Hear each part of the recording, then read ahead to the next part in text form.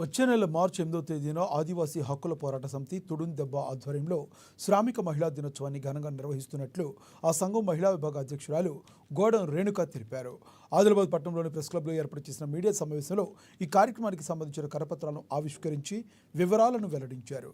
స్థానిక కొమరం భీం కాలనీలో వచ్చే నెల 8వ తేదీన శ్రామిక మహిళా దినోత్సవాన్ని జరుపుతున్నామన్నారు.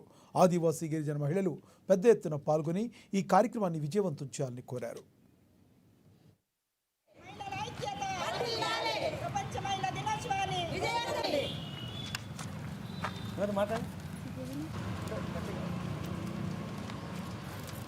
మార్చి 8 అంతర్జాతీయ మహిళా దినోత్సవాన్ని ఆదివాసీ మహిళా సంఘం, తుడుందెబ్బ, దాని అనుబంధ సంఘాలు, రాయ్ సెంటర్సు అందరు కలిసి కూడా ఆదిలాబాద్ జిల్లా మావల మండల్ కుమ్రం భీం కాలనీలో ఆదివాసీ ప్రపంచ మహిళా దినోత్సవ మహాసభను ఏర్పాటు చేయడం జరిగింది.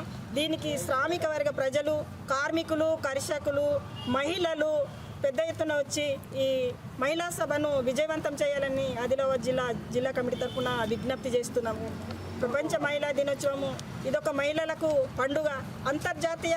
అంతర్జాతీయంగా దీనికి ఒక ఐక్యరాజ్య సమితి ప్రకటించడం అనేది జరిగింది.